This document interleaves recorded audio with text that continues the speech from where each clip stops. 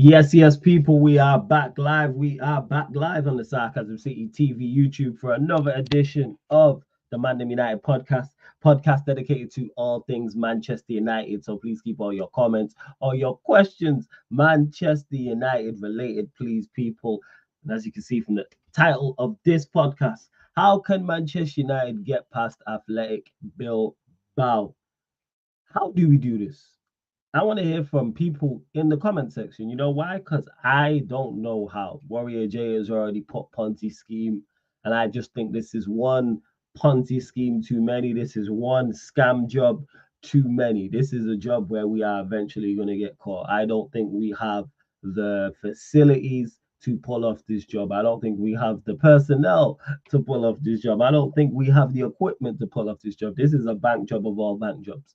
As I've said this, I look at this game, and people can disagree with me, as Manchester United's final. And when I say that, I mean if we win this game, I think we win the whole competition, no matter who wins the other semi-final. I think we beat Tottenham Hotspur in the final, and I think we beat Bodo Glint in a final, which does really make me happy.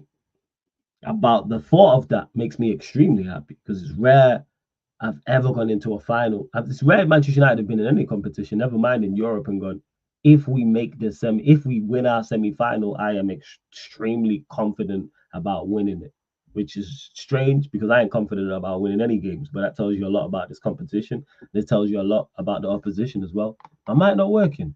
It was playing up. Wait, what? You said it's the right.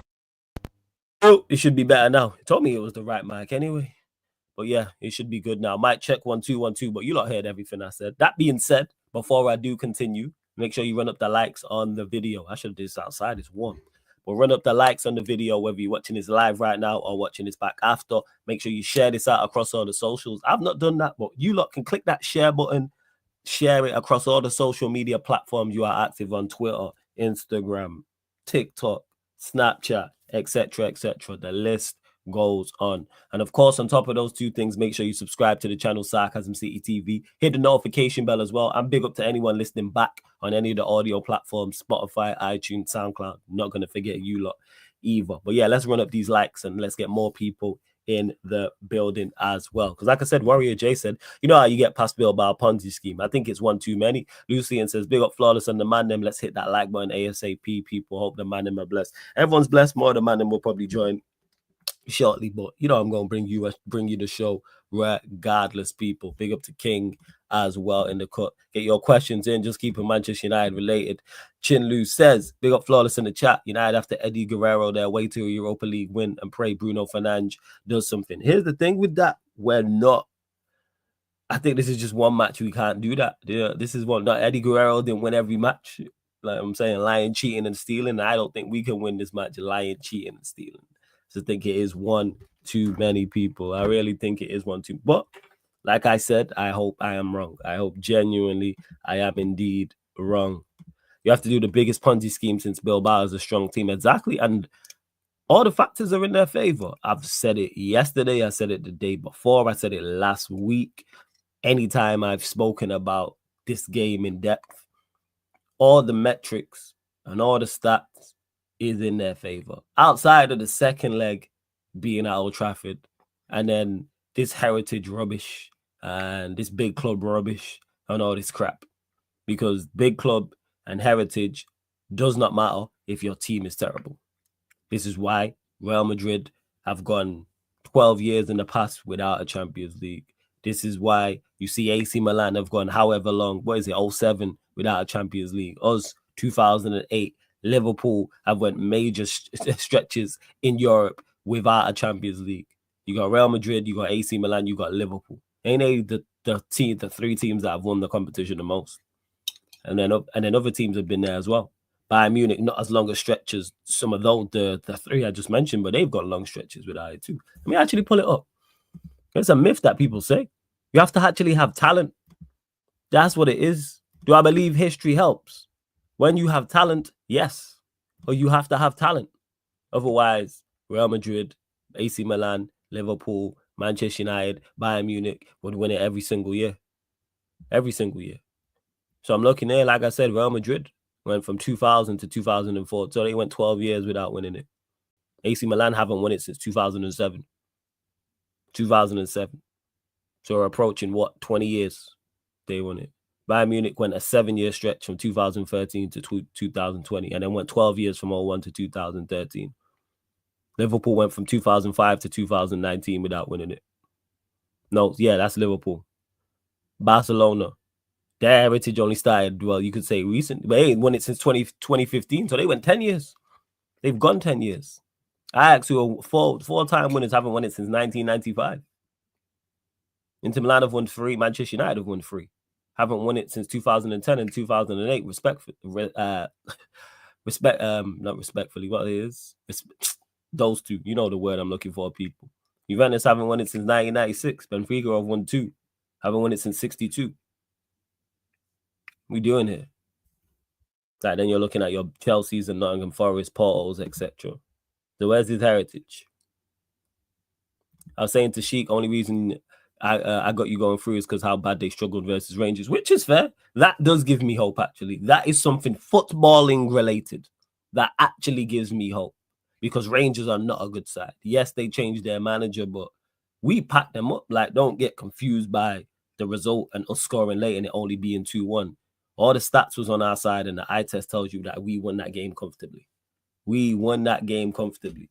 Only thing is, we what's it called? We just missed all our chances, and you know Manchester United don't create chances. The only thing we didn't do in that game is take our chances.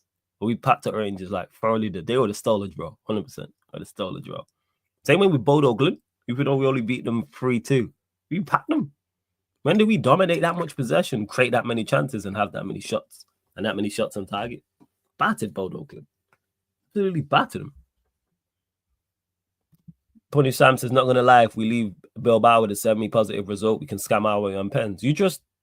Hey, let me ask you, Sam. You trust Onana on pens? I don't know what their goalkeeper's like on penalties, but I don't trust Onana on pens. You saw what Bilbao's atmosphere is. First leg could get peak if you do the wrong things, which could happen, and I think we will. I think these lot will fold. Big up Broderick as well. Trudon says, after that Leon comeback, United will win the Europa League. Even as a Liverpool supporter, I respect United's heritage in Europe. And this is what I was saying in regards to the heritage thing, but it's talent. If that's the case, we would have won Europa more times. Because some of the teams we went out to. I went out to Sevilla one time, but there's other teams we went out to. Don't have any quote-unquote heritage. Talent. Heritage doesn't trump talent. I keep saying that. It really does not. Don't trump talent. You can't just heritage your way through to a Champions League or a Europa League. Have to have some form of quality. Some. And you can't be Manchester United. Has there ever been a team that's won the Europa League that's as bad as Manchester United in regards to league position? Someone let me know. Currently, right now, who's the worst team to win the Europa League? Currently. And when I say the worst team, I'm talking about like their league form. So they was 10th or something. Or they might have been lower. Or they might have been 8th or something like that. Like, because when the likes of Sevilla and Villarreal won it, I swear they weren't at least in the top half of La Liga. I'm looking here now. Let's see these winners. So, I'm literally pulling this up now as we speak. Atalanta, Sevilla, Frankfurt, Villarreal, Sevilla, Chelsea, Atletico Madrid, Manchester United, Sevilla 3 times, Chelsea, Atletico Madrid, Porto. Atletico Madrid takes us to 2010. Before that, 08-09, Shakhtar Donetsk won it. And then Zenit St. Petersburg won it in 08. So, has anyone been this bad? We're talking strictly just Europa League. Warrior J. And I bet Shakhtar were probably top of their league. Atletico Madrid in 09-10, they wouldn't have been there. Porto, Atletico Madrid, Chelsea, Sevilla 3 times. Manchester United, Atletico Madrid, Chelsea, Sevilla, Villarreal, Frankfurt, Sevilla, Atalanta. So we would be. There's no way any of those sides perform worse. We're in worse situations than us. They weren't as bad as us, number 1. And 2, they was nowhere near as bad as us in their league. Yeah. Right. What are we doing? For real. What are we doing? Hey, big up to Lau. Says big up, brother. Big up. But yeah, like I said, you don't get questions in. But this heritage thing only works if you have some quality. Adding Ahmad coming back, depending on how fit he is, maybe. If you draw if we draw the second leg, am I confident? No, I'm not confident, but I have more. There'll be more optimism, but it'll depend on the performance. So let's say they pack us up and they just miss a whole heap of chances and we ended up drawing the game 0-0. It's like, we were lucky to get that. Or if we actually, it's a 50-50 match and we give as good as we get in the game and it's 1-1 and it's like, all right, we can't even begrudge. Bilbao might have been the better side, but we can't begrudge United to draw. On the flip side, if we actually put in a surprising performance, which we have done in the last two legs. No, sorry, in the last two ties. But I didn't expect the performance away at Lyon. I didn't expect the performance away at Sociedad as well. Granted, I was more shocked at the level of those two sides and the lack of atmosphere. I was expecting the crowds to be crazy, but I know Bilbao will be different. 110% Bilbao will be different. Them crowds will be up for it. And it'll be a test for these players. But that being said, I've seen these players fold, but they didn't fold against Lyon. Give the players their credit, because I thought we was going to fold and that was that. And then players stood up. Every single player who was on that pitch stood up to get us through that tie. So you have to give credit there where credit is due for that. I'm like that. So when I'm wrong, I call it. If I'm wrong, I'll say it. So look here and go, yeah. So it depends. But yes, of course, if we draw, I'd be more optimistic. But we are more than capable of losing at home. Because like I said, stylistically, we don't match up. They got with the Williams brothers, they got two direct wingers. We struggle against that. However, with Dalot's injury, it is going to be Maz and Dorgu, who I actually trust from a defensive standpoint. But it's more so if either of those two drift inside, dribbling at our back three. So because you got Yoro, Maguire, Shaw. Yoro, I don't mind. It's Maguire and Shaw. They're the two. We've seen what happened against Lyon with those two. Shaw gave away the penalty. Maguire was at fault for the second goal. And Shaw's a little bit quicker than, but he's not a little bit quicker. He's much quicker than Maguire, and he can actually shift a little bit. I don't think it's enough. Like Yoro, I trust. Like 3 of our back 5, I trust. And then his manager going to put out, and Canadian Cam made the point of this. He said he wouldn't be surprised to see Casemiro and Agate, which means he's dropping Mano. Because we know Bruno going to play, Højlund going to play, Garnacho going to play. To not play Mano from the start in this game is criminal. It's criminal. But we'll see what's what. Flawless, you know, Unai Simon, the Spain national keeper, is decent on pens if it does go to pens. I don't want it to go to pens. I think we're going out. PFC TV says Bruno masterclass on Thursday. I hope so, man. I hope so. I respect this from San. He says, believe in capital letters. The full delusion, the only thing keeping me sane with this team. I get it. Second, Ahmad and Delit could be back. So a big if you do get a result in the first leg, maybe you could. With those two back, they increase our chances. If we are level or by some miracle we win over there, because it would pretty much be a miracle. They've lost 1 game at home all season long. Have they lost in the Europa League at home? I don't think they have they? Let me actually check. I don't think they have. Like I said, man, I'm not going to like, normally I'd be like, yeah, we can go there and get a draw and predict a draw. It's like, I think it's going to be done this time next week. But I hope I'm wrong. I really, everything is telling me that. Everything is telling me that every time I think about this. All right, let's see. If they did lose at home. I'm having a look here. So match day. Why is it showing me? Jesus. Trying to just pull up their results to see if they have actually lost at home. So match day 1, they drew away at Roma, beat Alkmaar at home 2-0, beat Slavia Prague 1-0, beat Ludogorets 2-1 away, beat Elfsborg 3-0 at home, beat Fenerbahce away 2-0.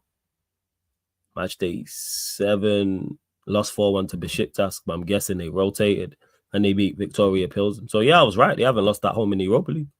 So that plays a fortress for them now. Plays a fortress. Lost 2-1 away at Roma, but then beat Roma 3-1 at their place. I watched that second leg. It was a good game. And they drew 0-0 at Rangers and then beat Rangers 2-0 at their place. Big Up Intervals says, have there been any recent updates on which players are likely to be available this Thursday? It's the same. It's the same as it's the exact same players who are available against Bournemouth. No one. The Brentford game on Sunday that Ahmad and Dalit could be in contention, and he said he was going to heavily rotate. So I hope so. So I said, hope so. Trudon said, did you see Muntz's stream last night? He's unbearable. LOL, glad he's on my side. He said, bun you for no reason. And I said, bun me because I'm a United fan. Shout out to Muntz, though. Shout out to Muntz. Man gets to talk shit when your team win the league. I hear it. I hear it. Hey, big up Sai as well. Bilbao struggle with crosses. Who have we got to one who's a very good crosser of the ball, and then two who have we got to even attack said crosses? When's the last time we scored from a cross? Because they're very good defensively. So let me know. In Europe, United are more suited to that competition as the teams don't play pace and power Prem teams. It's possible United can get a result in Bilbao. That's true, but they do have pace and power. With the Williams brothers on either side, they have pace and power on both sides. And if they drift in central, problem. They start running at our back three, in particular Shaw and Maguire, two of our back three, problems. It's problems. I don't know who they play up front. I'm not sure who their striker is, but all I'm going to say is problems. That's it. They have drew a lot of games. They are defensively better than they are going forward, but it's problems regardless. I know Sanket's injured, as people keep mentioning, but yeah. Flawless, you think Bilbao will beat United, but how do you think the game will go and what is your starting 11? Yeah, I think we lose to Bilbao in this game on Thursday. How will the game go? Pretty much like most Manchester United games. They'll dominate the ball. We can't really get out. They'll press us. We'll probably give them a goal off one of our mistakes or multiple individual errors. And yeah, my 11, I'd go with, suppose you have to, I ain't even playing 09, I'm playing Bayern there, I don't care. Bayern there, I'd go Euro, Maz, heaven ain't fair, is he? Go Euro, Maz, Shaw. That'd be my three. Wing back. Left wing back, I'd play Dorgu. Right wing back, I'd play, play Amas. Midfield, I'd play Casemiro and Bruno. And then my front three, Maino, Ericsson. Shit, who else we got? Have to be Mount. Put Mount there. I'm not trying to see Højlund or Garnacho whatsoever. No. Let Mount go out there. Put Mount as the false nine, let him run around, initiate the press, all that stuff. And then at least with Ericsson and Maino, you got two technically sound footballers who will keep the ball ticking, and then Bruno will get forward and add to that. You got Dorgu and Amas who that'd be the team I go with. But he's not going to do that. He's going to pick the same dumb team that he played against Bournemouth. So it'll be Onana in goal. It'll be Euro, Maguire, Shaw, Maz, Dorgu, Casemiro, Bruno, Maino, and then the two horrible twins up top. But that being said, this manager's daft enough to drop Maino and put Agate next to Cass and then play that holy trinity of hell. So there we are. Heaven's injured, nephew. He's injured. I don't trust his manager at all. He might rotate and pull the same lineup. I hear you. There's going to be a stink fest like 2-1 or 1-0 to Bilbao with 1 or 2 shots on target for us. I hear you. Jude says, I hope the joy of Leon was only a down payment to our exit. I'm not confident. We shit. I hear it. But Flawless United need Garnacho's pace in the counter-attack. Newsbreaker, Garnacho don't have no pace. He has good acceleration over 5 yards. That's it. Show me a clip of where he runs away from somebody. Over 5 yards, he can get you. So over that 5-6 yards, he's quick enough to step away from somebody and get a shot off or a pass or a cross or whatever the case may be. If he's on the halfway line, he's not running away from anyone. Like I said, someone find me a clip of a goal he scored, a one-on-one he's missed, or a chance he's created off his pace like that. Show me one. The closest one was the one in the lead, the Leon game when he left the defender when he cut in. And guess what? It was over like 5 yards. Might have been a bit longer, maybe 7-8 yards, but let's not ask. Good acceleration, but he don't have no top speed. It's a problem. I'm telling you, it's a problem. Big up Samurai for the super chat. Says big up Flawless, big up the chat. It'll be difficult, but if we play to our Euro form, we may be able to do something. People keep saying this because we're undefeated. What is our Euro form? Is it just, I don't think we've been good in Europe. Just because we're undefeated, I don't think we've been good. Group stages, yes. Group stages, I actually think we put in good performances. Rangers, Bodo, Glint, those two stick out. And I think we was good after that as well. We was good.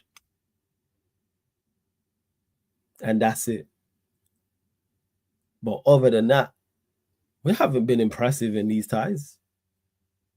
Sociedad away, we was okay. Did nothing going forward in that game. Second leg, we did perform very well. Second leg, we were very, very good against Sociedad. And very, very, very good. Even the way we responded in the first leg was good. So I give you the Sociedad. Lyon away, we was poor. They were just poor. And then the second leg, I felt from like the start of the game to about 55 minutes, very good. But then from when the momentum was with them from like 55 minutes up until they scored that fourth goal, which is like 55 minutes to like 107, they were the better side. And then for the last 10 minutes of that game, we were the better side. You don't concede 4 goals playing well. And it could have been more. So we played well in 4 knockout ties. Well, once. One game I can say, yes, Sociedad. We've had good moments in others, but the Sociedad game at home, but that was it. Bear in mind, they're just as bad as us because when we played them, they had the same amount of points as us as in La Liga. And they're 2 of the worst teams we faced overall. I've said this. Lyon and Sociedad are probably bottom 5 in regards to teams we faced and the performances they put up. Yeah, probably till Garnacho missed. But Samurai, big up for the super chat. Big up for the super chat. Well, you lot let me know whether you agree or disagree. Like with our I don't think our Europa League form's been great in the knockout stages. How many games have we played well in to you lot? How many games you say, all right, we played 7 out of 10 or above for the whole game? Or you'd mark it as a 7 out of 10? Let me know. Let me know. No people. I don't see it. Oh, yeah, the goal against, the goal. Who did he run away from? Yeah, the offside goal. Did anyone even try and chase him down? Well, that was pretty much it. Garnacho and Haaland have lost pace since Amorim arrived. Conspiracy. Nah, Garnacho was never that fast. Like I said, he has good acceleration. And in regards to Haaland, he just don't know how to use it. It's like someone who's strong but don't know how to use their strength. Big up Hano as well. So I'm having a debate with the United fan. He's saying Rashford is worth 45 to 50 million. Depends who's signing him. Depends, like, I think Rashford is worth 40 M's. In the right team, if you play him, he's getting you 10 to 15 goals, I think. How many goals has he got at Villa? How many goals has he got at Villa? That will then let us know. Let me have a look. Well, he's got 2 in 10, so maybe 10 to 15 is a bit of a stretch. But I think he can get you double figures. Because he's been in a poor Manchester United side and he averages 9 league goals. But depends who you're talking to. It's tough because the market's inflated. You probably say it's about right. Look at the prices that was being banned for Garnacho. What was it? 50 M's we rejected? Rashford better than Garnacho compared to that. So we move. Big up Sheik in the cut as well. Yes, from the way saying, man, you good? Chill, man. You know, everything. We're ready for today. Ready for today. No, honestly, you know, and I had this jacket. It was a gift from someone, so I was like, you know what, decide to wear it today. But yeah, everything's great, man. Looking forward to Thursday. You know, I can tell how excited you are, Flawless, for Thursday. Absolutely ecstatic. Yeah, ecstatic, absolute carnival going on inside, man. Yeah, man. It's like Van Persie said, man. That little boy inside him. You know, it's like I just heard GTA 6 is dropping, man. You know what I'm saying? I was saying, it's like someone said Ryan fell down a flight of stairs and they got the footage. You know what I'm saying? Like that type. They got the footage. You know what I'm saying? They got the footage. You know what I'm saying? Of him falling down the stairs. You know what I'm saying? It'd be great from all different angles as well. They got the Ant Edwards, LeBron James foul. They got the, you know what I'm saying? They got the bird's eye view footage of it. They got it from the side angle. They got it from the front. That type of stuff. Are you hoping the players are up for Thursday's Europa League game? Like what did during the whole season when they did well in the Cup and Europa and big games? I'll say this now, this whole thing, are the players up for it? Yes, because the Lyon game shown that. However, I think we are people are massively overlooking how bad the quality is we faced. We have faced these teams are not good. I'm sorry. It's only over 2 games, so I can only say over that. Lyon were not good against us over 2 games. If you are conceding 7 goals against Manchester United over 2 legs, you are not a good outfit. Sociedad, we put 5 past. So let me ask you lot in the chat. Take out the relegation sides, Ipswich, Leicester, Southampton. What teams in the Premier League over 2 legs do you lot think we score 5 goals against us 7? New question, because I did the other question about who we beat over 2 legs. So forget all that, people. Who in the Premier League do you think Manchester United over 2 legs, everybody fit, score 5 goals against or more? Because we put 7 past Lyon.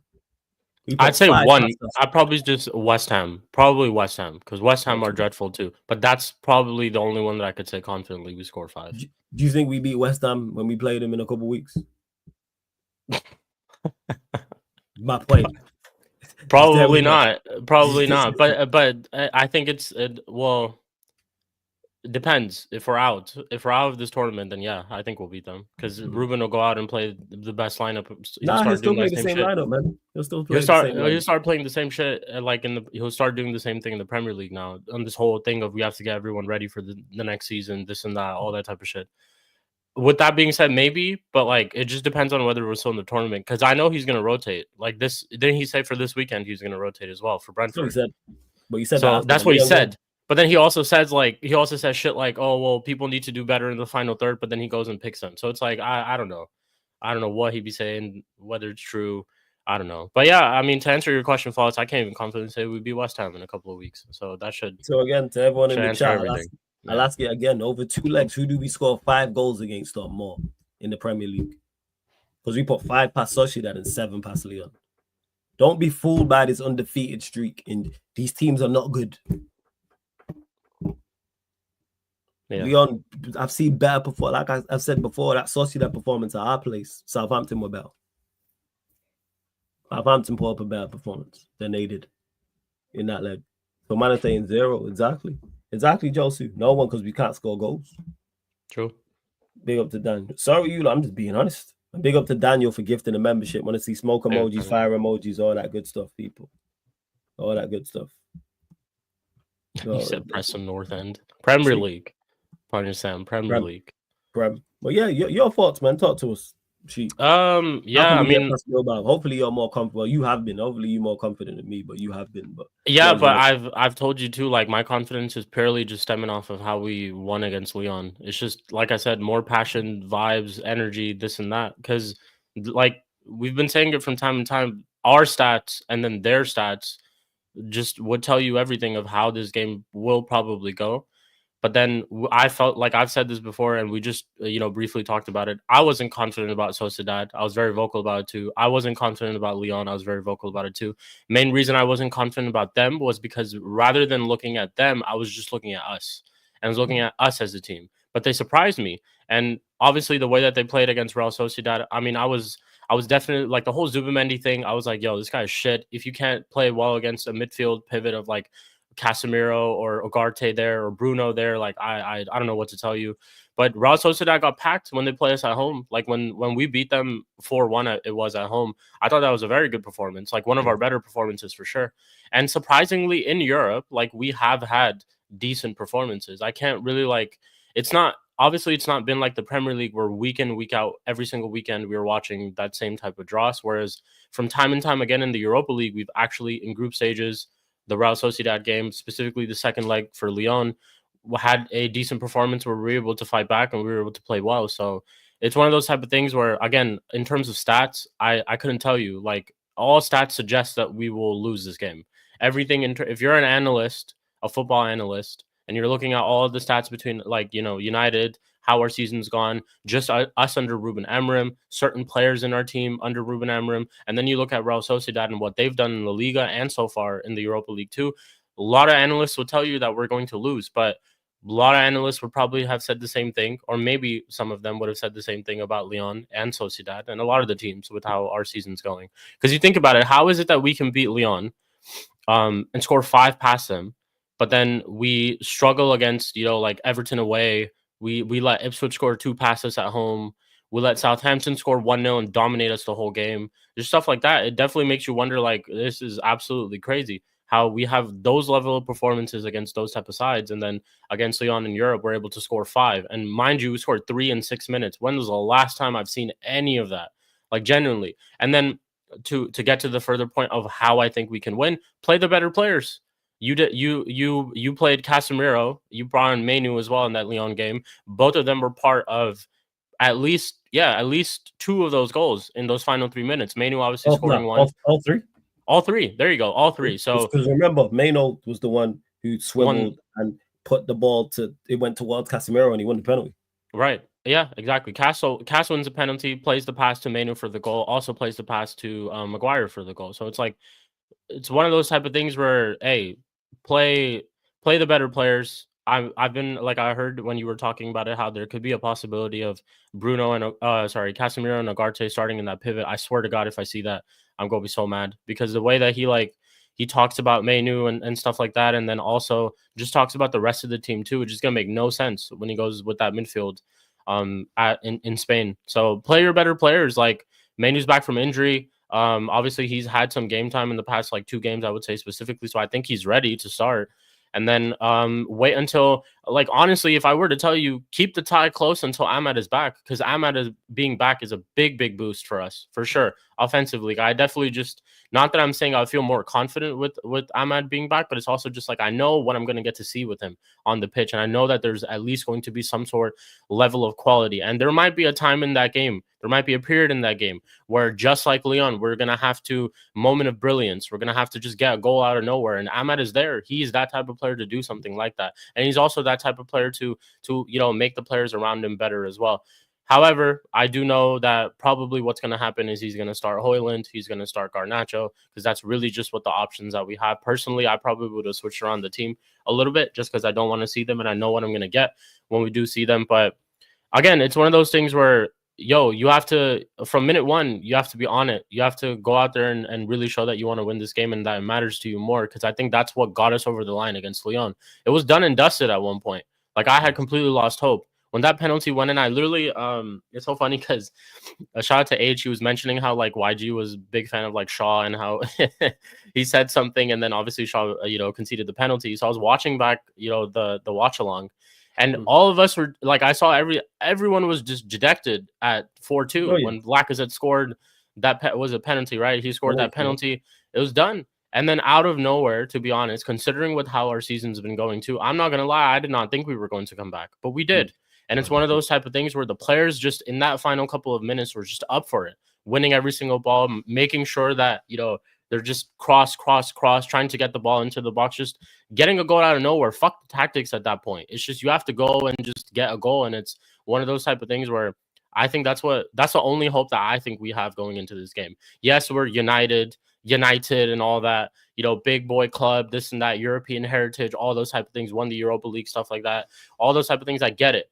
But it's passion and intensity. I couldn't tell you this with a more straight face. It's literally this that's going to take us over the line, because, like I said, football analysts and the way that they play and the way that we play will suggest that we might not even have a chance. So it's one of those type of things where, yeah, man, they've conceded 6 goals in the last 3 months, and we've conceded 6 goals in our last 3 to 4 games. And that's who we're facing up against. And I told you this yesterday. This is the final boss. We win this, and I said this on Mud Brothers yesterday. We win against Bilbao, we're winning the damn tournament. We're winning the cup. It's over. I'm telling you, it's over. We're going to win. We're going to win the Europa League if we get past Bilbao, and that's why I'm suggesting Bilbao to. That's why I'm calling Bilbao as the final boss. They are the final boss in this competition. Because look on the other side, it's Spurs and Bodo Glimt. Bodo Glimt, we already taken care of them in the group stage. Spurs, yes, they've beaten us 3 times this season, and we haven't scored a goal against them in the Premier League, home and away. I get it, but it's Spurs, and it's a cup final, and it's also United in a cup final. So, yeah, AH, Bilbao, Falcao, Trincao, United in 5, man. Hey, that's Sheik. Hey, you look, that's Sheik who said it. That's him. You know what I'm saying? That. Yeah. Bilbao, Falcao, Trincao, United in 5. Let's go, man. Cool. We're gonna be there. We're gonna be there. I leave it that to Sheik. Hey, and big up to the intervals for the super chat. Much appreciated. Much appreciated. Thank you. Says the bar is so low that our mediocre performances are lauded in Europa. This season might just end me. Amorim, please, man.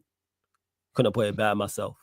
I fully agree with this. The way that our Europa, because like I said, when I've just gone through the Europa League performances, in particular, the knockout ties, there hasn't been too many great performances. I say Sociedad, yes. Home leg, yes. Away games, no.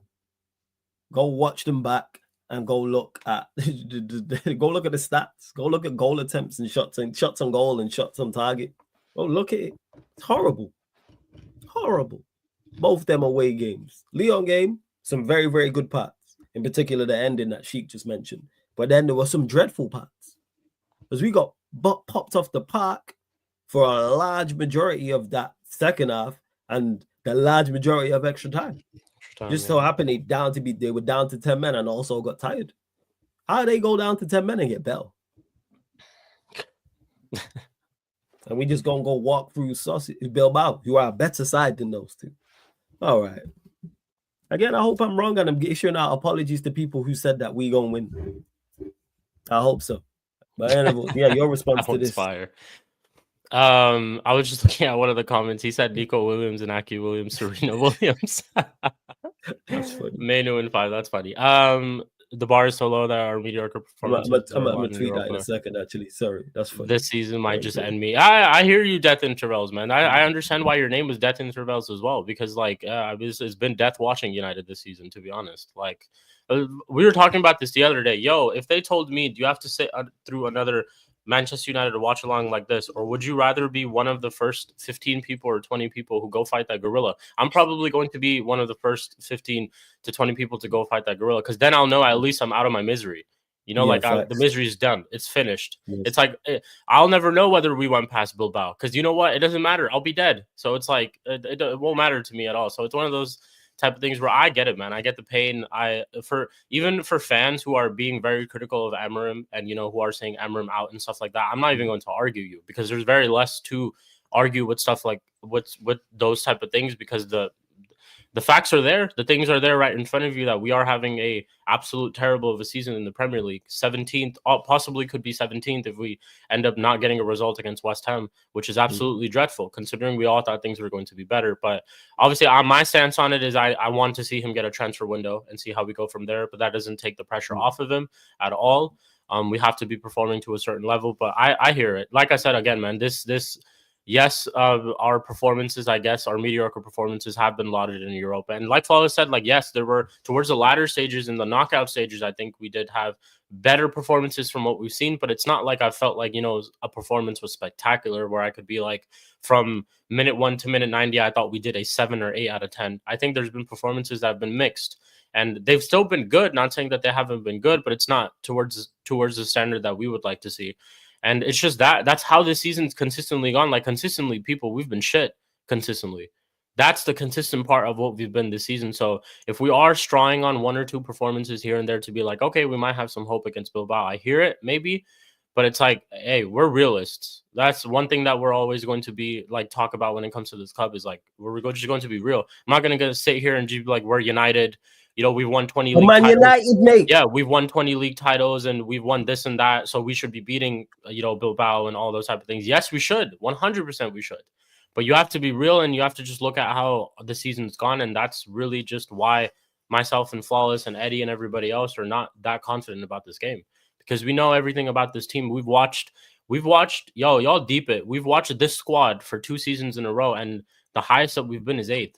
And it's like literally the highest that we've been in 8th. And I know someone in the chat is going to be like, well, you've won a trophy in that time and you're still in par to win another trophy and stuff like that. Cool. But league performances, and on a consistent basis, where I've said from time to time, you can tell whether a team is progressing by looking at the league and their league performances. And we've been absolutely dreadful. Somehow we've gotten worse than last season. So make this nightmare end. If we end up doing well against Bilbao, and let's say hypothetically we even win Europa, I mean, that itself puts more pressure now on the board, because I'll tell you this, people, just from the get-go, I'll tell you this right now, we do not have a squad to play in the Champions League. We do not have a squad as of this moment to play in the Champions League, considering the fact that I might have to see Højlund and Garnacho play in the Premier League, and then I have to see them play in the Champions League, let's say Bayern away or like Inter away, it's a wrap. Like genuinely, it's a wrap. Forget about it. So now, if we do end up winning the Europa, which I think in some way we'll get money from it. So I don't know if that money can be used in transfers and stuff like that. I'm not, a financial person myself, but that will put more pressure on the board. And then obviously I'm gonna have this whole monologue for Ruben Amorim as well when he looks at Europa League as well. Because what the fuck were you doing in the start of the season, and what were you doing in terms of some of the decisions that you made? And it also is going to depend on how we do end up winning it, who he ends up playing in terms of who helps us in winning and all those type of things. So yeah, I think confidence. This is just the Man United fan in me, the boyhood Man United fan in me who fell in love with the club, who's telling you that we might have a chance against Bilbao in this tie. I hope I'll be there to back the team, of course, every single time. And yeah, man, that's really it. We got to be the 12th man. Back this team and let's see what we do, man. Let's see what we do. That's really it. Definitely intervals, much appreciated for the super chat. Thank you. I believe interviews is a female. That's why I don't say big up my G and all this type of stuff. I think so. Correct me if I'm wrong. I apologize if I did say something like that as well. Yeah, I believe so. I could be wrong though. Amorim's honesty has become as big up for the super chat, Samurai, the second one. Amorim's honesty has become as bad as Ten Hag's delusion. I appreciate honesty, but it doesn't seem like he's listening to his own advice. Results matter. It's a very, very good super chat, and this is what infuriates me even more about this manager. Is I agree in regards to I do appreciate the honesty, but then you don't listen to your own advice. I've said it countless times how he's mentioned things. He's mentioned Maguire's strengths and weaknesses, Bruno's strengths and weaknesses, Maino's strengths and weaknesses, but then does the opposite. Maino struggles in build up, struggles with the pace of the game. He's better towards the box, in and around in the area, and when he's closer to the opposition goal. But then you'll play him in a double pivot. You'll say something along, paraphrasing something along the lines of Bruno's better behind the ball than he is in front of the ball, but then play him in the 10. So yeah, it's a big problem too. Like if we are comparing him with Erik ten Hag, the thing with Erik ten Hag was this guy never even he never even figured out the problems. This guy didn't think that there was a problem. That was the issue with him. The issue with him was he thought everything was okay, and that how we were playing to a certain level was fine. Whereas we now have a manager who, yes, I do appreciate him saying all these type of things and calling out certain things. But then what's worse than Ten Hag when you're gonna call out these things but then just not act on it? I think that's worse in my opinion. The fact that you know that there's a problem, and the fact that you can tell, and you oftentimes look frustrated on the touchline too.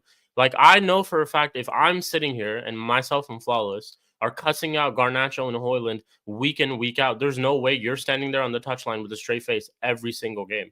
You get to see it more than us. You get to see them play in training. You get to see all those type of things. So it's like the fact that you see all those things in 4K, like we would say, right in front of your eyes, and you still continue to persist with it is a massive, massive problem. And that is one thing that I've still failed to wrap my head around. I genuinely don't get it. It just kind of thinks like, yo, Amorim, are you stupid, bro? Like, genuinely, are you stupid? Like, are you an idiot? Are you good? Are you good in the head? Because it's like, I've never seen anyone like this. Genuinely, like someone be like, oh, these are the problems at our club. I know that these players are not playing well and all that type of stuff. And they're not like, this situation for them is not the best situation. But then you put them in that situation again, thinking that things are going to change miraculously. And, just magically overnight, Garnacho is just going to get like better shooting boots. Or like all of a sudden that he's just going to become better in front of goal, or Rasmus Højlund for some reason is just going to switch his game overnight. Like that's not how things work. So again, it's a problem, man. It's a big, big problem, and it's a big problem going into next season because it takes away a lot of the confidence that I have even with him. Because what's to suggest that there's no evidence to suggest at this moment that we sign players and he uses them as much as we would like to see. Because now in this season, I feel like he has these favorites in this team just based off of how he's selecting them time and time again. And that's a problem. The fact that Dalot has been untouchable in the squad since Ruben's gotten here is absolutely abysmal. Like I remember Dorgu was signed and he played Dorgu on the right in his first game just to accommodate Diogo Dalot on the left-hand side. And that's a big, big problem. Very big problem. So a lot of concerns, man, going into next season. Lots and lots of concerns. Yeah. So it is. And Samurai, I appreciate the super chat. Thank you very much, Sam. I get to your crazy super chat in a second. I think you still been drinking off that Liverpool win, but I'll get to that in a minute. Big up to Eddie in the cut as well. Alfonso, hope you're good. Hope you're good, Eddie. Big up to Size United in 14th is like a bad shag, overhyped and overfast. Hey, do you know what I'm going to say? I was going to say, fans want glory, but they're getting screwed by relegation scares. Someone called Fergie back. Leave Fergie well indeed alone. Shout out to shout out to Simon, man. He's been dropping these funny super chats on my channel. I don't know what Shy talking about. I'm leaving with something. Word to Denzel, I'm leaving with something. And to Josu, I'm not hearing this about if they train well. When does performances on the pitch matter? So let's say hypothetically what you're saying is true, correct, Josu. And we'll use Hoyland is fantastic trainer. Fantastic. Best at the club. One of the best we've ever seen. He's an absolute phenomenal trainer. He's 12 out of 10 every single day. When the performances on the pitch then matter. So as long as you perform well in training, but you perform piss poor on the pitch, then you keep your place off of training. Yeah. Where else does that? Before you go, where else does that happen? There's no. I'm not talking y'all. My fault. All good, fam. There's no other sport, or forget sport, but there's no other sport or no other profession where training overrides the real thing. If you work in a call center, and I've worked in many, before you get the job, they let you do like a dummy phone call on the phone. You can be terrific in that. You might do multiple, depending on what call center you work in, and you could be fantastic at sales, training wise. But guess what? When you get on that phone and you two talking to the public, if you don't sell, your job and place is under scrutiny. Same way if you're a boxer, you can be a fantastic, amazing in sparring. You could be Floyd Mayweather, Muhammad Ali rolled into one in sparring and in training. But if you get in the ring and lose 26 out of 27 fights, guess what? Your promoters are going to stop booking you and people are going to stop buying tickets to see you. So my question to you is, Josu, when does performances on the pitch override training? It's a bullshit excuse. I'm sorry. It always does. It always is the most important thing for sure. I don't know. It's go on, Eddie. Yeah, go on. No, you can go ahead. Go ahead. I don't know. If you've played in like competitive sports, right? Like my team, my basketball team was state ranked, almost nationally ranked. So these games, these practices we were in were crazy competitive. And what you notice that early on with some players is they're great practice players, yes, but when the game turns up, they're nowhere to be found. This dude will give us problems on the scout team. But let us say, okay, here's 2 minutes. Go do it in the game. He struggles to compute at the same level. This is just an occurrence in sports, competitive sports. So it doesn't matter what you do in training to an extent, right? If you're good enough to compete at the highest level when it matters most, that should be what we rank above all. You can't be withholding the practice performances because those aren't live rounds. Talking about you're a 10-time sparring world champ. How'd that work out for you? You a 10-time sparring world champ? How many boxers we hear, oh, bro, you should see him in sparring. Yes. And then we get to the real deal bright lights and you can't find him. For real. It happens all the time, people. So you never it's really a composite of things, right? You talk about your player performance in the moment, and you talk about what he does off the pitch. And production increases tolerance. So let's say you're a terrible practice player, but you're a great game player. The tolerance for you being terrible at practice will be very high.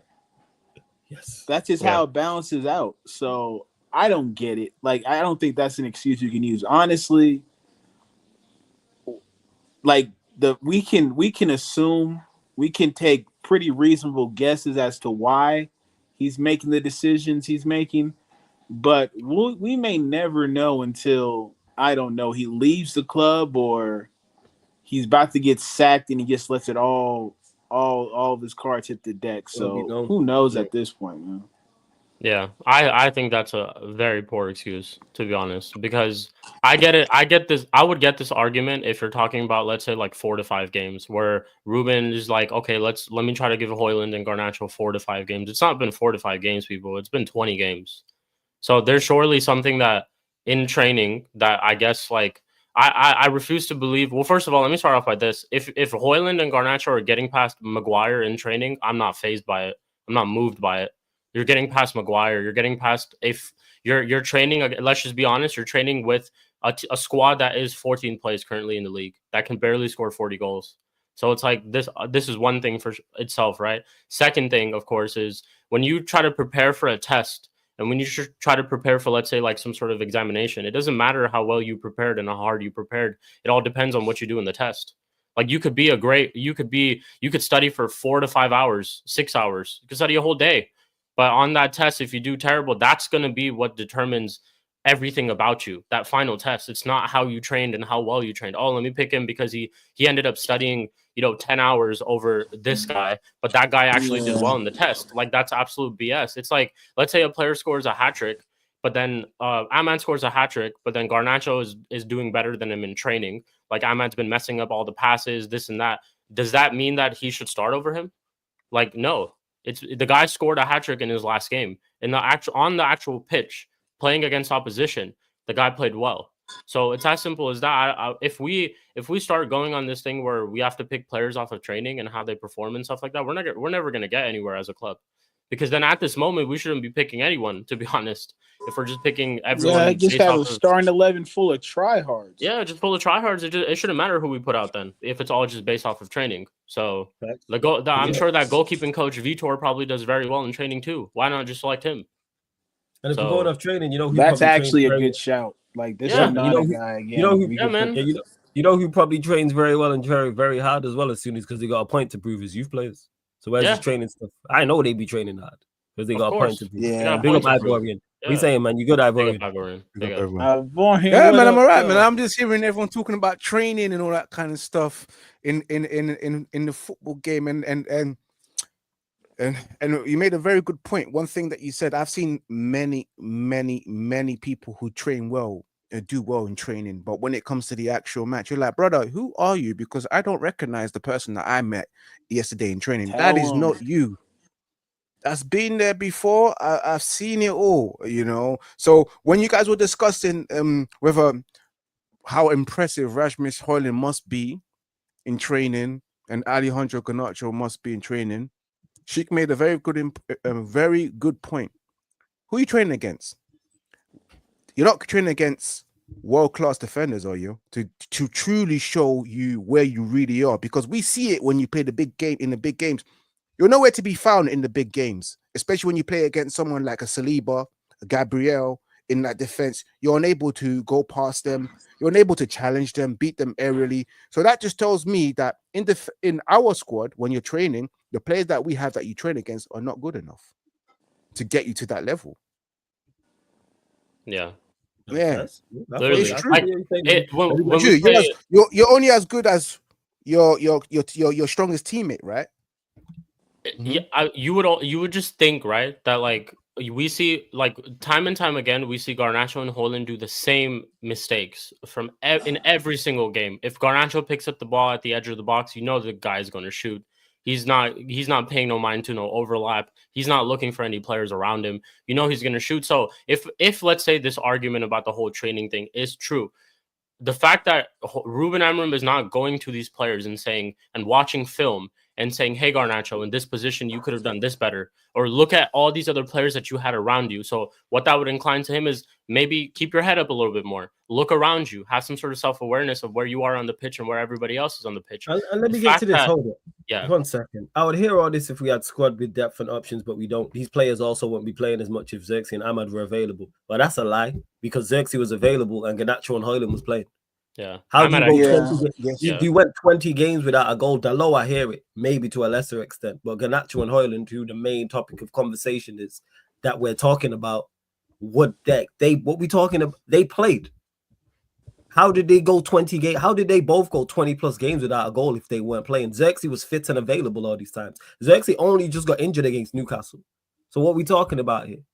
Come on, man, you lot, man. We gotta just be honest with the stop making excuses. Like we just gotta stop it. Like, please, I beg. Genuinely, I beg they're just excuses, man. Gotta stop the You nonsense. don't have to. You don't have to. Again, man. I talked about it yesterday. Just, bruh. Stop that mirror, people. That mirror. Playing as much. The point is, Josu, they shouldn't be playing at all. If you go 0020 plus, you should not be in the squad at all. That's what I'm saying. You shouldn't be able to perform that poorly and maintain your place in the squad. You should be dropped. He's done this before. He dropped Garnacho He looked into Xerxes playing well because Garnacho didn't. He got dropped from the squad against City, and then he didn't play the next 4 games. What are we talking about? He literally did not shouldn't be playing at all. But you want to hype up these dead players and that and give them back. Hold on. Are people hyping up Højlund and telling us that? Nah, he's talking about if they trained well and all this type of stuff. So when does it? No. Like, what are we talking about? No. Yes, when Xerxes went 18 appearances, how many starts did he have in them 18 appearances? But there's a difference between Xerxes. Hold on. We have to be very distinct when how we talk about certain players. There's a major difference between Xerxes going 18 games without a goal and a Rasmus or a Garnacho doing the same thing. You know what the big difference is? One actually has the qualities to contribute without scoring. The others don't. That too. I'm telling you this. Ruben's not slick. He's not slick. He's pretty much said, I want runners. That's all he has. That's what he's banking on. The only reason you ever play a Rasmus or a Garnacho in any circumstances if you're trying to beat a team on the counter. And even when they get the opportunities on the counter, they don't put them away. Like, this is why Napoli want Garnacho. Because Conte is going to do that. Sit deep, let Garnacho run around, find a channel, hopefully puts one on the back of the net. But to sit here and act like Xerxes 18 games is the same as these other bums, it's crazy. It's criminal. So and if you're not performing, he shouldn't play either. No, same thing. But it's also if I were you're the one here talking about if he trains well, then he should start. All right, cool. Make that make sense. Simple question, Joseph. If I were to ask you right now, who would you rather prefer to see? Would you rather, based off of what you've seen right now, both these players, Xerxes and Højlund, who would you rather prefer to see in the starting 11? Because I can debunk your statement right now. Because if you say Xerxes, if you do say Xerxes right now, that you'd rather want to see him in the starting 11, so then tell me, why is it that you think he's been playing better than him on the pitch in an actual game? But then you're telling me that Rasmus Højlund's probably supposedly training better than Xerxes, which is why he's getting selected. So it's clear that you think Xerxes is playing better, which also all of us agree, which is the point that we are trying to make, is that we don't like the whole idea of picking players off of training, because that just suggests to me that even though Xerxes is having better performances, I'm not saying drastically better performances, but I think he's a better player than Højlund on the pitch in the squad. So you're telling me that if that is the case, then why is it that he's picking Rasmus Højlund based off of training? If you think Xerxes is the better player, it's as simple as that. Yeah, it's as simple as that. So this is nonsense. You know what I'm saying? That's what it is. It's so much stupidness in my life. Samurai, go on. Let me just interject. Let's be real. Højlund is only being picked at this moment because we're short of options. We are short of options. If we had options, I don't think Højlund would be starting anymore. If we had better quality options, I don't think Højlund would be starting anymore. So yeah, I get people's trying to big up Højlund or trying to say, oh yeah, training, all that kind of stuff. But the reality, we don't have options. We don't have options. And we have to stick with the scrub until we get the options. Here's what it is. People say as well, what about Obi? But we've watched a couple of games and I can clearly see from my eyes, watching him, saying that the confidence level is not there. And it will get there with games, but it's just not there. 4, 5, 6, 7. And I can see. Amrin sees it all. 9. Amrin sees it all. People are saying. Just to clarify, when man want to say 18 games, Xerxes had 9. Xerxes had 9 starts in the Premier League. There we go. That should tell you everything. And he's had more goals. And he's been better than him. More better contributions. He's had better contributions than him. we've all written him off at the start of the season, but then we're seeing a decent player that has something to offer. Thank you, Ivorian, for that as well, because I completely forgot. Do we remember when the fan base absolutely slated him when he got taken off in that game? And how has he responded since then? That's another thing too, to bring up about Xerxes. He responded like what a black man would do when he's under the pressure. But it's also like, I think it's as simple as this. I would assume that because of how he's been playing since that moment, he's doing better in training. That he's probably putting in more hard work in training, where he's probably speaking to the manager, talking about how can I improve my game, this and that. That's what I'm talking about in terms of training, when those type of things do matter. You don't just pick someone because, you know, they're running this and that, doing all that type of stuff. This guy's actually trained well, and then that has translated to the pitch.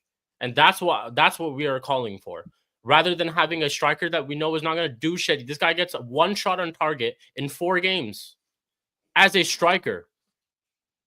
Like, you get balls, you get passes to you. But he's training well, and we have. But he's training well. But I would also assume to think if he's getting 4 shots on target in 4 games, what in training, again, going back to my example, I'm not phased if he's scoring pre-pass Maguire. I'm not phased. Like, I'm genuinely not. So it's just one of those type of things where, we need to stop with these excuses, man. Because I've never heard this shit before. Genuinely never heard this shit before. By the way, Hoyland has played 400 more minutes than Xerxes, and they're both on the same GNA. But all right, cool. All right. It's Garnacho one of those things where, again, before you go, Eddie, Garnacho don't contribute outside of GNA like that. If you think Garnacho contributes to a good level outside of GNA, I don't know what to tell you. But absolutely. Josie, let's just agree to disagree. You rate Garnacho, think he contributes. I don't think he does. So we move. Let me get running around is not a contribution. That's not a contribution, man. For real. The bar is on the floor. It's the bare minimum. Because he gets to the byline. Like, again, people, you don't get plaudits for playing hard. Because guess what? The best players in any league do. They play extremely hard and offer a distinct level of quality that nobody else can bring to the table.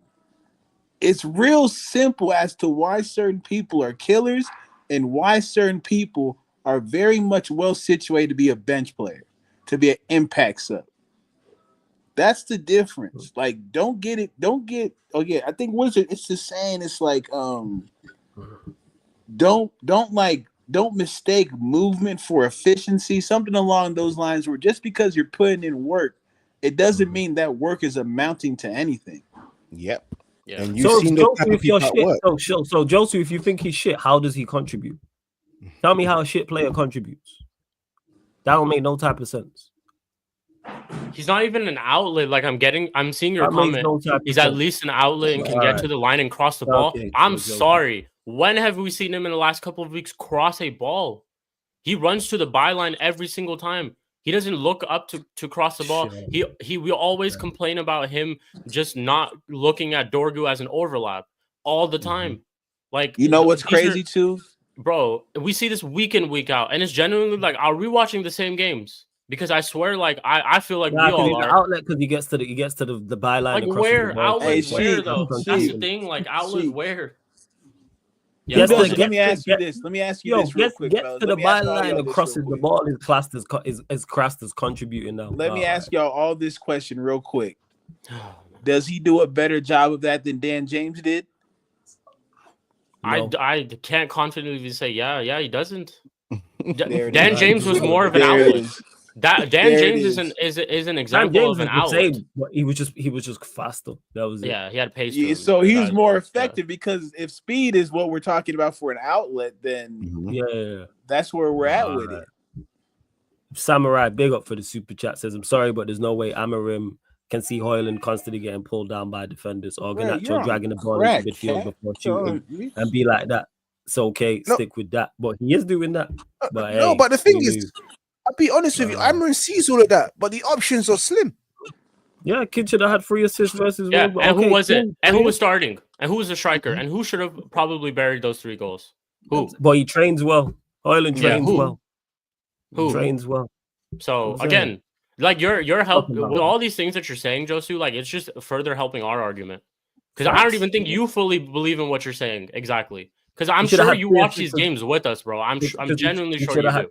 because he should have had 3 assists versus Wolves, so that makes it they are good. So he should, yeah. So what about the rest of the game? Yeah. All right. Okay. All right. There's no moving of goalposts there, man. It's just the fact that I don't understand what you're trying to say. Nah, man, break Garnacho because he gets to the byline and crosses the ball, so he's a good. Like outlet. you're saying he's outlets and this and that, but then you're in the same sentence you're saying Garnacho shit. So it's like pick one. Do you want him to play as an outlet, or do you just think he's shit and he shouldn't play? Because that's what we are saying. I don't care what outlet, this and that. I don't care. He's shit. Period. That's we can get so many shit, people period. to do his job. We can get so many people to do that job. There's nothing unique about what he brings to the table, bro. You can bring one of the youth players. It's crazy that he's making me say this, but I'll even go as far as this. From what I've seen from Mount under Ruben Amorim, he's a bigger outlet than Garnacho currently. He's a better outlet. He'll at least go out there and run and try to win tackles and try to get something off. I don't see Garnacho doing any of those things, any of them. And considering I don't even rate Mount, trust me, people, I don't rate Mount at all. I think he should be sold from this club. But currently at this moment, I can even identify Mount as a better outlet and a better left-sided 10 or one of those 10 positions than Garnacho at this moment. Genuinely. I wish he'd go Kobe Mount in the 210s. Like I feel like especially for what we're playing against Bilbao, I feel like those two in tighter windows will be more, useful. No, Eddie, I don't agree with the Mount situation. I hear you. I've already, but neither does Garnacho, so it's more the same. But thoughts on the Bilbao me? That's where I'm going. That's where I'm at too. Yeah, that's where I'm at too. Go on. Yep. Bilbao, obviously we ain't got your thoughts on it before we do close out. So yeah, man, thoughts on the first leg, man. It's gonna be a tricky one. We're playing against a team that is in a top 4 race, while we're trying to survive and get 40 points in the Premier League, and it's going to be a difficult game away. In Spain as well, I don't recall us going to Spain and getting a good result, apart from the Atletico Madrid, where I think we happened to draw 1-1. But this time against Atletico Bilbao, we were playing against the William brothers. I am worried about our defense, whether they'll be able to contain the William brothers, especially Nico William. The only thing I can say is the only positive that I have in the Europa League, that European teams allow us to play football. Yeah, to a certain extent, they allow us they give us the ball, they give us the space.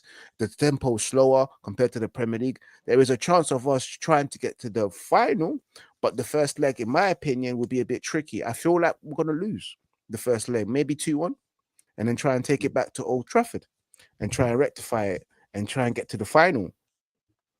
But it's going to be difficult against Bilbao. I believe they're the better team between us and them, and they're most likely to be the favourites to go through. The quality's better going up front. I'm just worried that who's going to score the goals. Yeah. Garnacho.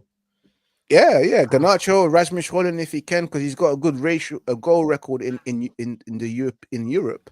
Especially in the Europa League. That's where he gets all these goals from. But not against the quality teams in the Premier League. We shall see. We shall see, man. It's going to be one interesting game on Thursday night. You think we get through the title for all? Season on the line, man. Season's on the line. Yeah. I think we struggle in the first leg, and then somehow, somehow get away with it. Scam it at Old Trafford like we did against Lyon. I mean, Ruben Amorim. That's what we're good at, man. Ruben Amorim, he's been doing that, man. We'll see. But if we get to the final, and then we happen to win the trophy, which a particular team I'll be heading towards if they don't do what they have to do in Europe in the Champions League. If they don't do what they do, and we finish in that position, that's 3 years in a row where we can say, despite us not doing well in the league, we still had a better season than you by winning trophies. That's all I want. That's all I want. Flawless and European. I'm just banking on that. European one. Mm-hmm. And to be shameless as well, unbeaten. Just slap. I'll be like, in terms of our team, I'll be vexed at Ruben Amorim for sure. Just considering the fact that you actually pulled this off and all the foolishness and rubbish that you did at the start of your tenure and towards up until now. I'll be vexed, but another shameless part of me will be also going at everyone. How can you let a club who's been sitting 14th all fucking season win a Europa League, a European Cup competition? And you got, Chelsea and all these guys struggling to get top 4 to get Champions League. Yo, we just won the Europa League and we're about to get Champions League over you guys. So, hey, it would be great. Trust me, it would be great. It would be great. We sat in 14th all year and we're going to Europe. It would be great. If we win the Europa League and we get the Champions League again, that 14th, finishing 14th is like, it never happened. We will remember it, but I can't forget it. We will remember it. All of a sudden, it doesn't matter anymore that we finished 14th. No, it still matters. It definitely does. This is the thing, Ivorian, is that this is a very important thing too. Us winning the Europa League should not take any sort of pressure off of him going into next season. Think about it this way. This is the same thing as Ten Hag. This is us saying that if this was Ten Hag in this situation, he deserves to have another season based because he just won the Europa League. Obviously, two situations are different because that was the squad that Ten Hag built, whereas this is not the squad that Ruben has built. So the fact that if he does end up winning a European trophy, yes, it's good, but it's also like, what's the difference in both those situations? I still think the season's been absolutely abysmal. You might be able to forget Ivorian. I'm not gonna forget this. Oh no, I don't forget. I'm not. It's all recorded. It's gonna be tough. It's absolutely dreadful sitting in every single watch along and we're just crying and this and that. Where are we gonna get better and all that type of stuff? But yeah, it's like I can't forget it. And I don't think it should take any. For me, it doesn't take any pressure off of him going into next season. There's still a lot of pressure on him. It might add more. It definitely will. Oh, might actually add more. Might actually add more. If he goes to the Champions League, stinks it up. First couple months of the Prem, stinks it up. People will forget about that trophy faster than you can imagine. But then our board needs to back him. Like I've been saying, we don't have a squad for the Champions League. Trust me, we're going to. No. We are going to struggle to make it. We are going to struggle to make it into the top 24 if we go with this squad into the Champions League. We will, and that's where Ineos. That's where again, we're like, I think Ineos also have to. They have a lot of work on their hands, and yes, they have started off well, even though we haven't had any deals gone through yet. But the whole Cunha Delap stuff is good. That's a good start. But yeah, it's massive pressure on Ineos because then now you have to go and get him a squad.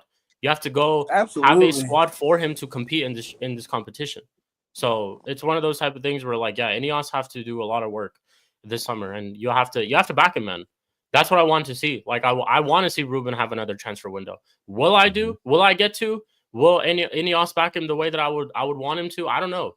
These are a lot of intangibles that we just don't know. I have no clue about how and what's gonna happen. So that's what I would say to that. Like I will say his first order of business needs to be an apology.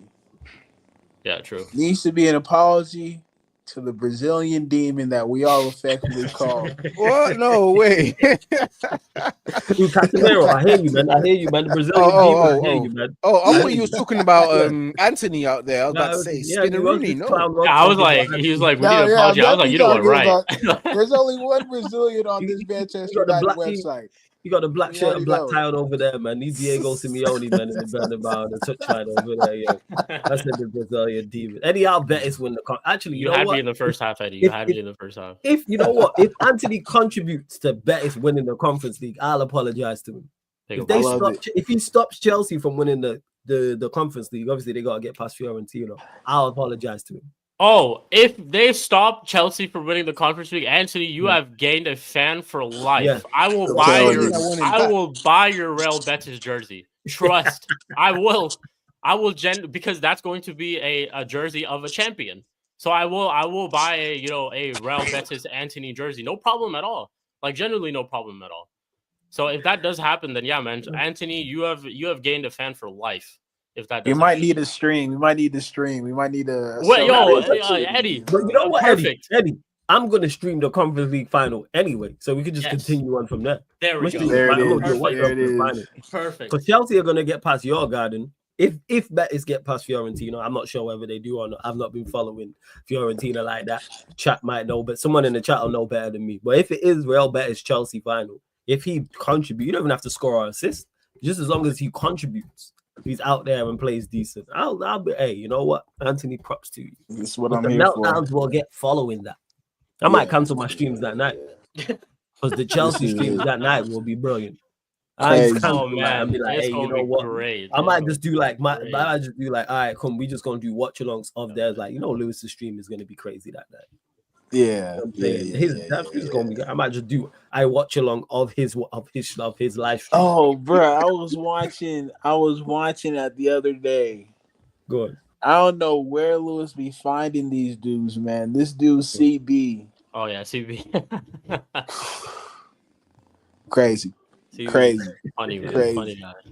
And to the intervals you said, this is them doing well. It's kind of like, we still, regardless of United winning the Europa League or not, everyone's under pressure. From the manager, it's called the players agenda. that say to everyone. Yeah, everybody is. And if he manages to win it, it's like, all right, so you can win a European competition, but you can't win back-to-back games. Something's not adding up. That's gonna have me vexed, bro. I'm going to be so mad if that does actually happen. The math ain't mathed when you put it like that. That's crazy. Something's not adding up. That's as bad crazy. as this competition is in terms of quality, there's no way that you can go pick up a Europa League undefeated, like Ivorian reminded us of as well, but you can't win back-to-back games in the Premier League and have under a 30% win rate. Something's not right. Yeah. Because how can you perform? Yes, the quality isn't the best, but how can you perform so much better in one competition than you can in the other? Another thing is going to happen as well, Flawless. If we do end up winning this competition, unfortunately, that is the case where you will hear a certain, section of this fan base tell you that these players are still good enough because they've lifted a European Cup. No, that will happen. It will happen though. Where they're going to be like, oh, well, let's say Højlund and Garnacho actually do something in the semifinal against Bilbao, and let's say they do something in the final. There will be that certain set of fan base who are going to be like, well, they just won a European trophy, and they lifted an FA Cup the season before that. Why should we get rid of them? This and that. And this is not me saying we shouldn't win it. Like, I'm not saying we shouldn't win just for this reason, but I just know that there's going to be people who are going to say that. And I'm sorry. If they do, I don't know what to tell you. Generally, then I consider them as stupid fools because they must be watching the matches blindly, without no soul, no compassion, nothing. Because you can't not be bothered and just say that these players are not that bad because they've won the Europa League. We've seen it from the last couple of seasons that they're not bad. We watch football, we watch games, and they can't even complete free passes sequence before it gets to the final third. You've seen them in the final third not being able to amount to a shot an opposition's keeper, where the keeper himself can relax and talk to some next girl in the stand and say they're not going to score. It's all right. There's nothing to worry about. It's Manchester United. Bruno's not even playing, so they can't even create chances. So there's no way people can just excuse this. Like, we've been seeing it for the whole entire season. They're not good enough. We know they're not good enough. They have to go. A lot of players have to go to get to where we need to get to. So if anyone that does this blindly and says, "Oh no, the players are bad," I'm coming for you. I'm coming for you. I'm ready. Yeah, I'm coming for you. I don't care. I don't care what you have with you, whether you've got this, that, if you've got some kind of disability or anything like that. I'm coming for you, bro. What's wrong with you, man? No, I don't care. Nah, it's all heat. Yeah, he's gonna go after you. He's gonna go after you. I'm coming after you, despite with what age, gender, anything that you have. I'm coming for you. It's side settings. Meet me at the car park. Yeah, that's what you say. Yeah, meet me at the car park. That car park getting full though. That car park getting full though. So I'm saying, man, it's gonna look like Royal Rumble when they all decide they want to jump one man out the ring. I'm talking feet to chest. Chairs, that car park getting full, man. The car park it's nuts, man. That car park gonna look like everyone's there to fight the gorilla. That's how trust me. Yeah, that's gonna be me, the gorilla facing 100 people. But hey, you know what? Josue put something that I noticed too. If he put his this probably makes the most sense. When you think about it, you talk about doing better in Europe versus the Prem. He said the squad couldn't compete with the physicality of the Prem teams compared to the less physical European teams. That I hear this. Here the thing is, Josie, I hear this. This is correct, but the gap shouldn't be so massive. Is the point I'm making? I'm gonna be real.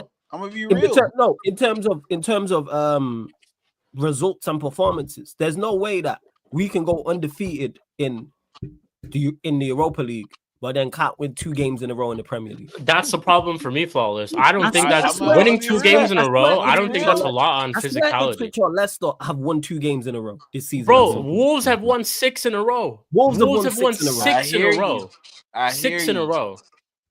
So it's like I hear this point, but it's also like I don't think physicality, us winning 2 games in a row, is solely just based on the physicality of the Premier League. It's not. No, it's a big part of it, though. It's a part of it. It's a part of it. It is a major part of it, but there's championship sides that will be able to win 2 games in a row. This squad is capable of winning 2 games in a row. They are capable of winning 2 games. Championship side. True. If it wasn't for Amad Diallo, who just you feel what I'm saying? This is what I know about. This is the new Prem. I call it the new Prem. Because it literally looks like an NFL game now.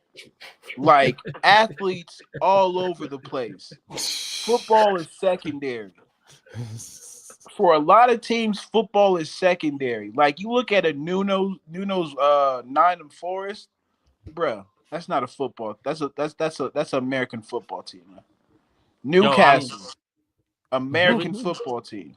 Every time they drop a stinker of a performance, it just reminded me of yesterday when Jimmy Butler was talking to Dylan Brooks and he said, "You're a bitch and a bum." Like I'm gonna say that to them every single. I'm gonna post that picture. Yeah, like every time they have a shit game. Every time they have a shit game, I'm gonna post that picture and I'm just gonna tag it Hoyland and Garnacho. Then let's go down the 11. Let's go down the 11. Let's see who fills those qualifications of bitch and bum. Right? Hoyland for sure. Oh damn. For sure. Garnacho for sure. Close second. Bruno. Onana. Yeah, Onana's the worst because he wears fake muscles. You can tell.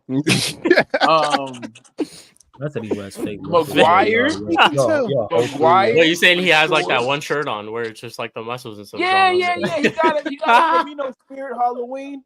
Spirit Halloween. Yeah, Spirit Halloween. The Halloween costume with the muscles in them. He puts that one under the yellow kit. That's what he does. We got Luke Shaw. Like Kaneki said, I show calories. Like I show calories. Yeah, I love that. Calories is hilarious. Yeah, man. Dalot got a. I didn't see Dalot. That is classic. It just hit me now. I show calories. That's so funny. Kaneki is one of a kind, man. I show calories. Calls Declan Rice Maguire with an engine. That's fair. Like, yeah, they all fit the description. The only ones who don't, Ahmad, Mainu, Mazraoui, Delit. And here's the thing is, Eddie, maybe if he played some of these players, we do better with the physicality. No, again, that's where I say it's that's only where my part. flip It's side not is. the yeah, absolutely. Because as bad as these tools are, I hear all of that, and but you haven't utilized everything. If we was in the exact same situation we're in now, and he had tried all types of different things and experimented across the board with different players in different roles, I'd go, hey, you know what? You've done everything in your power, and it's still terrible. Mm-hmm. We've seen Hoyland go 20 plus goals without playing 20 plus games without a goal. We've seen Garnacho do the same. We watched Dalot stink it out. We've watched Maguire stink it out. We've watched Onana stink it out. Yet you persisted with. We watched Lindelof for too long stinking it out. And you persisted with these players. Why?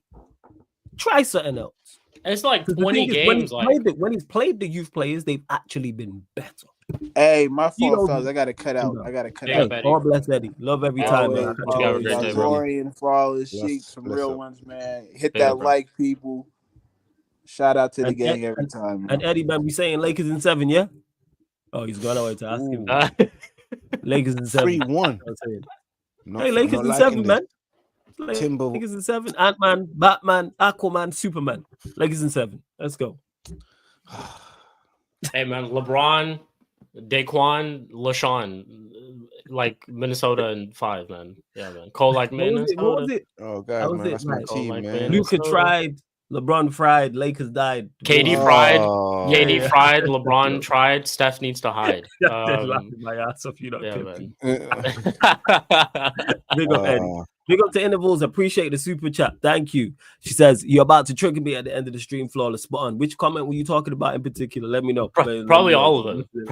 Probably all of them. Yeah, all of them, man. It's bad, yo. It's so bad, man. Like, like Punish Sam said, like, yo, send like Hoyland. He needs to be at least like 1 to 15 to go fight that gorilla. He needs to be there. Like 1 to 15. I'm just gonna fight the gorilla by himself. You know, Garnacho ain't, because he a bitch. He's just gonna run away. He's gonna see what's gonna happen to the first 15. He's gonna bitch out and just be like, I ain't part of this. He's just gonna run away because you know what he's best. He's running here, track star. He'll know how to get away from that gorilla. So he'll be fine in terms of that. But the rest of these guys, send them all there, man. Send them all there. Literally send them all there. LeBron, LaShawn, break on. Lakers. I just hope that Lakers can just get that 3-1 to 3-2, man. Oh yeah, you a Lakers fan? No, I'm a LeBron James fan. I go with say, don't let the Flawless is gonna start saying that. The Flawless is gonna start saying that thing. Don't let us get one. Don't let us get one. Don't let us get one more. And you know what's crazy? You know what's crazy, Sheik? I've already said that. I know you have. I know you. It's because I know you very well. I know you've already said this. Don't let us get one. Hey, don't let us get one. Don't let us get one, man. Don't let us get one. Don't let us get one. That's all I'm saying. Don't let us get one. But right, people, we're gonna close out. Big up, love to everyone that's locked in. Big up for all the super chats as well. Much appreciated. We're gonna redirect over to rants now as well. For blessings, love. Make sure you subscribe to Sheik TV, subscribe to Ivorian as well, Red United TV. This has been the ManDem United podcast live on the Sarcasm. Thank you very much for